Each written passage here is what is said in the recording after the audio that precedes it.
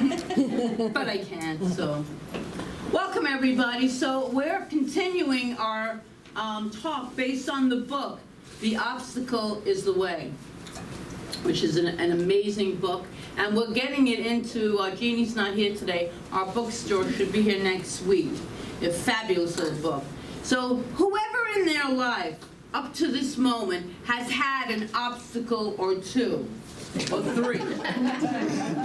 And who's facing one or two or three right now? Maybe just a couple? Sure. Yeah. Well, you're in the right place this morning then. This is the place to be if you're in the middle of an obstacle, or two, or three. So here's the important thing to know then. Whenever we face obstacles in life, we have to remember that we have a choice. We always are at choice. We can either be blocked by these obstacles, these situations, and they can stop us in our tracks, as they sometimes do, or we can say yes to them, and then use them as stepping stones. Use them as stepping stones to expressing our inherent, our innate, and our divinely implanted greatness in higher and higher ways. Because what's the other alternative? We look at it, we have a choice. We can be in it, or we can look at what kind of direction and lesson, stepping stones in life to a greater and higher way of being. So we are a choice, and our choice is to focus, it's been the focus of this whole month. And we are, as I said, we are listening, or we're reading, I'm reading, Obstacle is the Way by Ryan Holiday, and that's what we're basing the book on. The journey this month is a roadmap then. Really is a roadmap. It's a really practical kind of book for our journey. It's a roadmap for our journey of turning impediments into chances for empowerment, obstacles into opportunities to grow bigger and bigger in divine mind, in God. Misfortunes into good, no, not good, but great fortunes. So we're turning our misfortunes into great fortunes. So I hope that you brought a challenge with you. We've been working all month. Who's been here every Sunday this month? Raise your hand. Okay, good. So I have some questions for those wonderful, studious people that showed up for the whole entire month. So I hope that everybody has a challenge in mind that they brought to the table this month, so we can apply these ideas to them, as we say all the time. This is practical spirituality. We're not just talking about really, lovely, wonderful, which is all good, it makes us feel good, but how can we really use this in our life? So according to Ryan Holiday, moving from impediment to empowerment takes 3 interdependent and interconnected disciplines, which can be boiled down into 3 words. Perception, we talked about the first week, action, we talked about last week, and will. So we've looked at how imperative a shift in our perception, truly how we see things, truly makes all the difference in the world for us. And so I love this illustration in Obstacle is the Way by Holiday, where he writes this. Sports psychologists recently did a study of elite athletes, and then I think of course, the Olympics and what these people are doing. They're using the power of thought, for sure. Yeah, the physical and a discipline to train, but they are visualizing, they're using these spiritual truths, which are universal. Anyway, back to the story. So these sports psychologists recently studied into the lives of these elite athletes who were struck, so good, by some adversity or serious injury. Initially, each reported feeling isolation, emotional disruption, and doubts about their athletic ability. Yet afterward, each reported gaining a desire to help others, additional perspective, and realization of their own strengths. In other words, every fear and doubt they felt during the injury turned into greater abilities in those exact areas. It is a beautiful idea. Psychologists call it adversarial growth and post-traumatic growth, which I love that. Post-traumatic growth. PTG, okay? That which doesn't, and it's based on that which doesn't kill me makes me stronger. And that's not just a cliche, it's a fact. The struggle against, this is all Ryan Holiday, the struggle against an obstacle inevitably propels the fighter to a new level of functioning. The obstacle is an advantage, not an adversity. The enemy is any perception that prevents us from seeing this. And we've seen this over and over again when you read these really inspiring stories about someone, I think of actors who were like injured. They were a big football star or basketball star, and they got injured. It ended their career, and they became these famous actors. They turned obstacles into empowerment, and we all had that choice. So ever so briefly, what new perception have you brought to your obstacles? So the people that have been here, can you just say it out loud? What perspective, real quick, couple of words, have you brought to your obstacle? Just say it. This too shall pass. Beautiful. Thinking outside the box. Think outside the box. This too shall pass. Spiritual growth. Spiritual growth. Service. Service. Big one. The more we serve, the more we give to ourselves. Last week, we talked about action, and not just any action. We talked about inspired action as versus commonplace action. And inspired action comes from an action that is taken in service to our greater life. Action that comes from a higher place within us. We could call it our intuition when we listen to it and take it from that place. It's not commonplace action. Action that is part of the process. And what is the process, you all ask? I shall tell you. The process is existing in the present. How many times do we go into the future?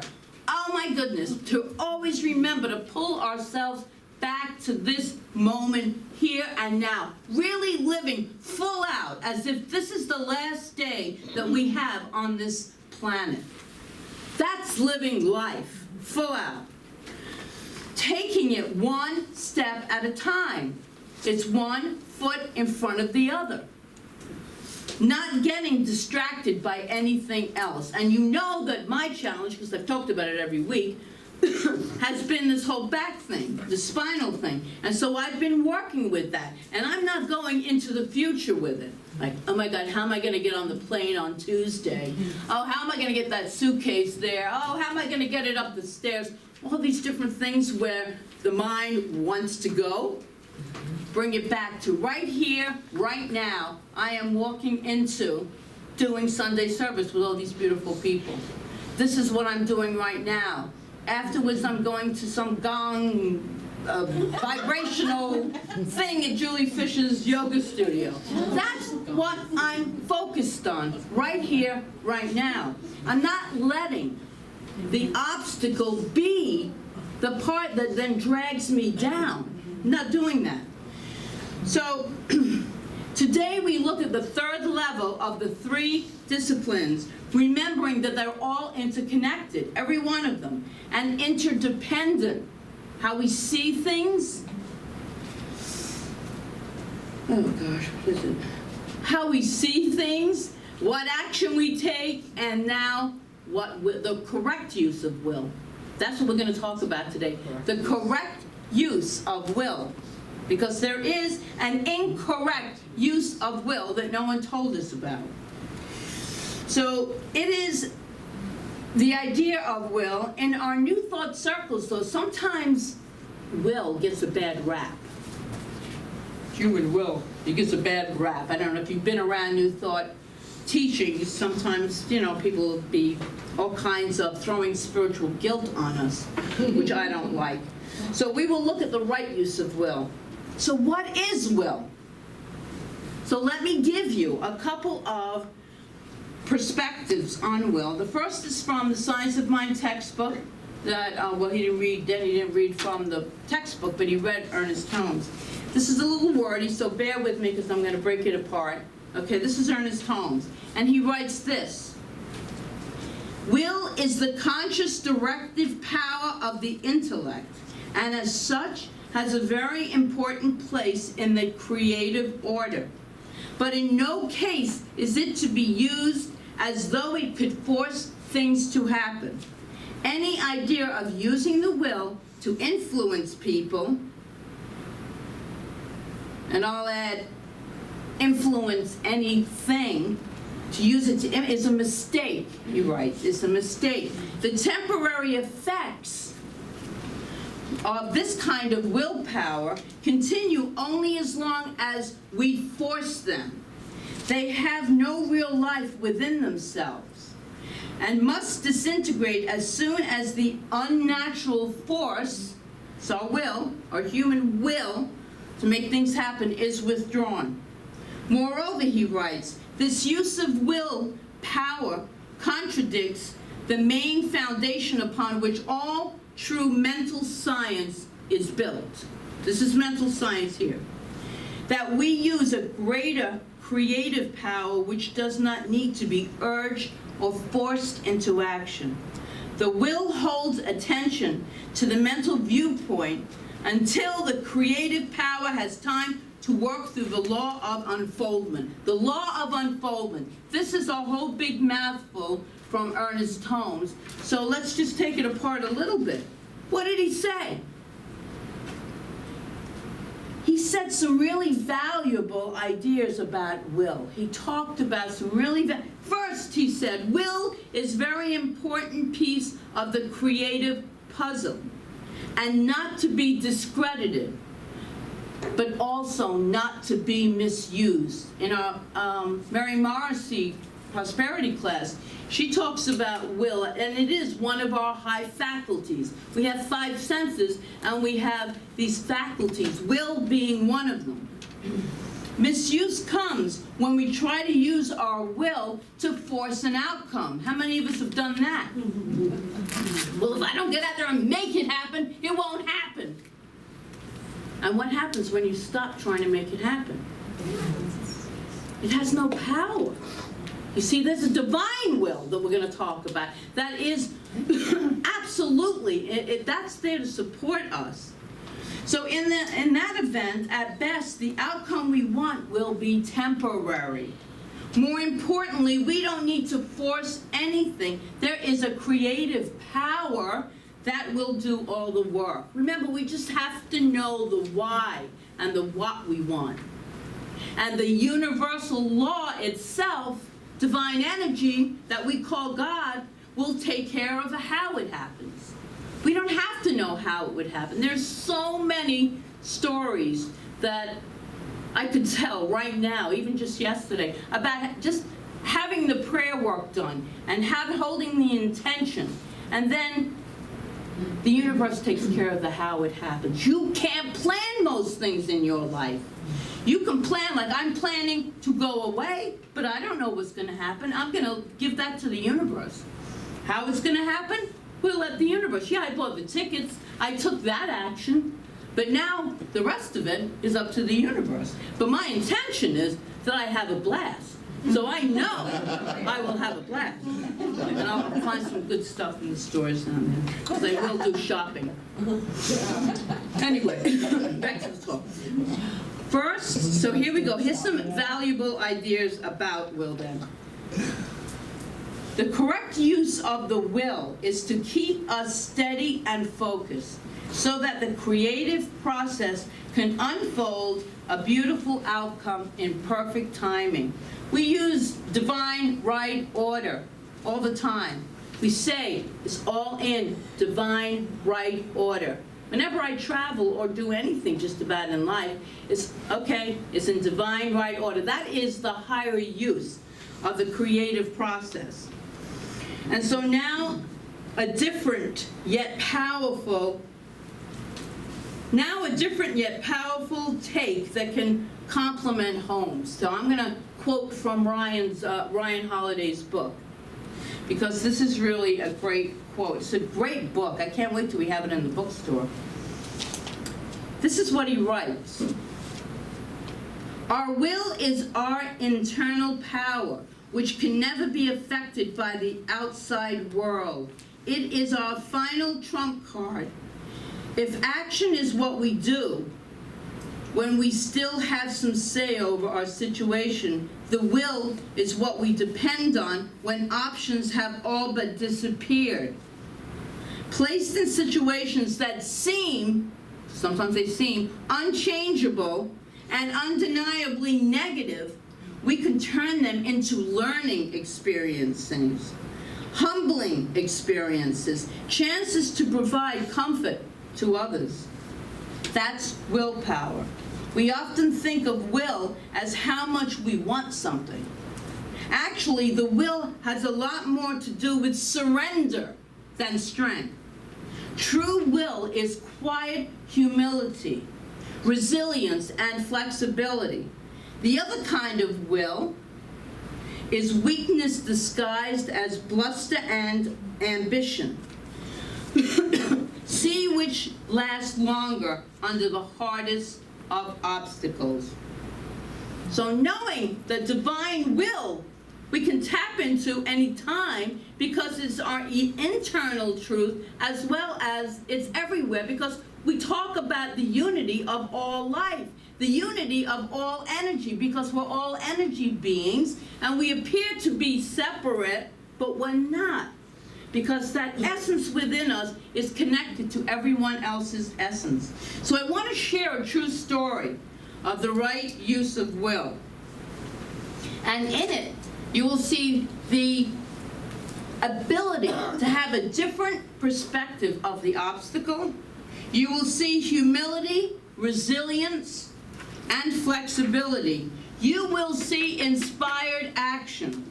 And what you won't overtly see, but what is happening through it all, is the creative power of the universe being behind the scenes, unfolding something truly remarkable, truly amazing.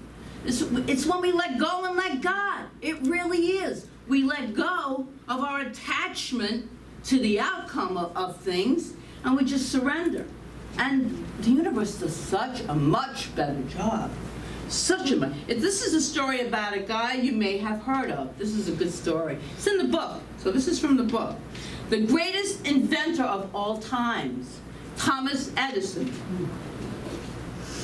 And so the story is on page 150 of the book. And it's a story about how Thomas Edison, at the age of 67, returned home early one evening after just another day at his laboratory. He gets home, and shortly after dinner, a man comes rushing into the house with urgent news. A fire had broken out at Edison's research and production campus a few miles away.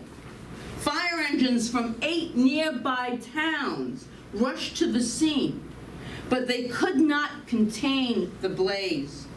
Fueled by the strange chemicals in the various buildings, green and yellow flames shot up 6-7 stories high, threatening to destroy and ultimately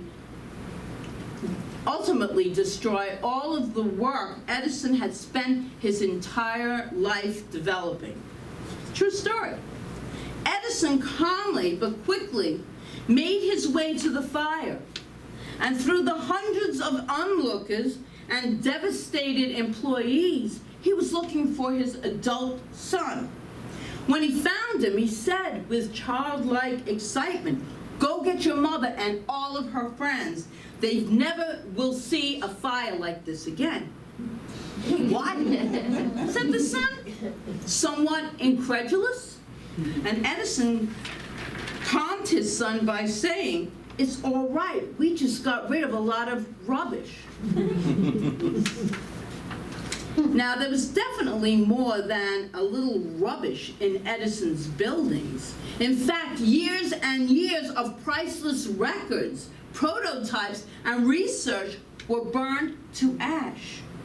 The buildings, which had been made of what was supposedly supposed to be fireproof cement, concrete, had been insured for only a fraction of their worth. So they thought they were immune from all of these kinds of disasters.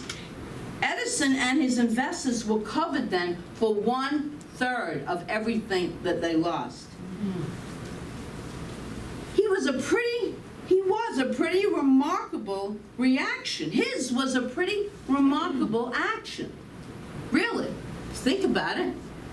But when you do think about it, there really is no other response that would have made a difference. Sometimes things in life happen. That's the isness that we talk about. It is what is. How do we proceed with that? What choice do we make for our reaction to be in that? What should he have done? Wept? Plenty would have. Blame someone for not turning off a Bunsen burner or putting out a cigarette, possibly? Gotten angry at the manufacturers who sold him and said it was fireproof concrete? I know a lot of people would probably say, just sue him. So an outcry I hear a lot, just sue him. Just given up?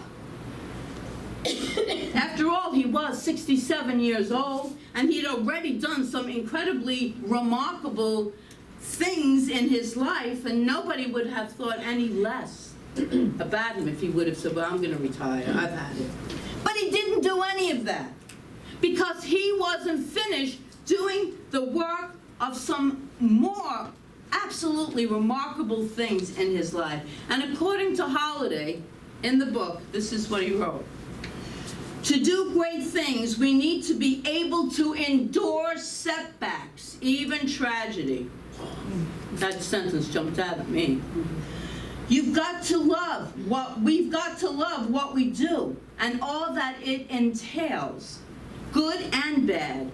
We have to learn to find joy in every single thing that happens. So Edison didn't do any of those things. Rather, the entire experience invigorated him. As he told a reporter the next day, he wasn't too old to make a fresh start. He said, I've been through a lot of things like this. It prevents a man from being afflicted with ennui. Don't you love that word? I had to look it up. Really? A-E-N-N-U-I. Ennui. Here's stop. Ennui. Ennui. So here we go. I'm so great with those. I have enough trouble with English. So whenever I try to throw in a word from another, forget it. But here's our vocabulary lesson for the day. What does it mean? Ennui. Ennui. What does it mean? It means weariness, dissatisfaction, and boredom. And here are some facts that might seem, this is really cool, that might seem astonishing. This is where we see where the creative power jumps in and works behind the scenes. Because within 3 weeks, the factory was partially back up and running. Within a month, its men were working 2 shifts a day, churning out new products the world had never seen. And despite a loss of almost $1 million, which would be slightly more than $23 million in today's value, Edison made nearly $10 million in revenue that year, which would equate to $200 million. And Holliday wrote this about it. So cool. He not only suffered a spectacular disaster, but he recovered and he replied to it spectacularly. Edison rightly used his will and gave life a chance to rebuild. So he used his will to stay with an empowered perception that this was not a horrible tragedy. Rather, it was an opportunity to be humble. It's not just rubbish. It's just rubbish, he said. That's pretty humble. Resilient. I'm not too old to start over. And flexible. To move him into inspired action. He said, let's get this up and running again. That's inspired action. And we are going to add a fourth and a fifth one here because it feels like it needs it. So, he used his will, this will be the fourth one, to accept the what is. The what is part. It is what it is. The plant burnt down. There was nothing he could do about the plant burning down. And this is a really big one. He accepted what is. That's number 4. Number 5 is, he used his will to face it with enthusiasm and even cheerfulness. Go get your mother and her friends. They're never going to see a fire like this again. Your obstacle may not be so serious or violent as Edison's, but they are nevertheless significant and seemingly outside of our control. I myself can do nothing. You ever get to that point? You go through a challenge, an obstacle, and you just surrender it. I myself can do nothing. So according to Holiday, they warned only one response. Not just, I'm okay with this, not even, I feel good about this, but I feel great about this, because if it happened then, it was meant to happen. And I'm glad that it did when it did. I am meant to make the best of it. That was Edison's viewpoint. But this is where I kind of like veer away from Edison's viewpoint, because I think there needs to be place for our emotions. Like, we could be upset. That's natural. We have human emotions. We might not be as evolved as Edison was, and I wasn't there, so I didn't really see him cursing and stuff. He probably was, but I don't know. The thing is, we have to give room for our reaction, but don't stay in it. That's the important thing. To realize this stinks, and then to move up the scale from that. We need to love and honor and respect our emotions, but don't let them control us. We, through inspired will, control our emotions. Surrendering to the power and presence of life itself, knowing that it is on course, that everything takes place for a reason. Don't know the reason right now. We'll find out, because you've stated to the universe, which always responds to negative and positive. It responds automatically. You've told the universe that you are open and willing to learn the lesson from this situation, whatever the situation is in your life. And believe me, you will get an answer to that at some point if you stay open to receive it. When we surrender to the power and presence of God within, the synonyms for surrender take on a whole new meaning. So here's some synonyms for surrender. Yield. To give way to the flow of life rather than to oppose it, to push against it. Relinquish. To let go of resistance to accepting what is. So after you get over the emotion, it is what it is. How can I proceed further? What can I learn from this obstacle? To allow ourselves to choose differently.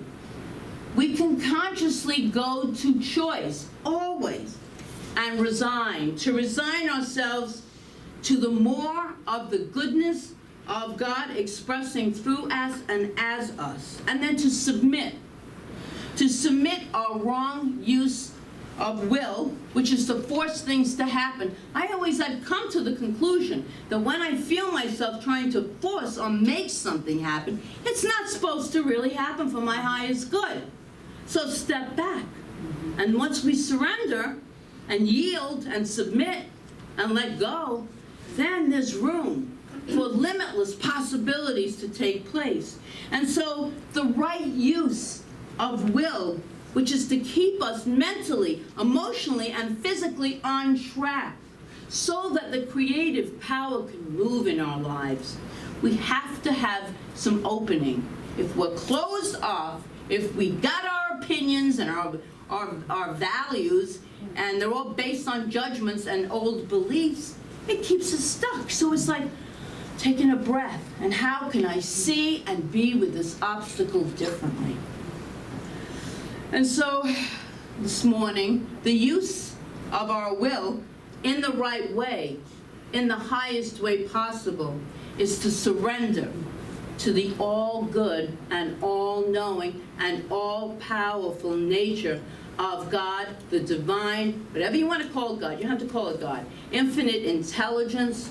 I love divine energy and the universal good.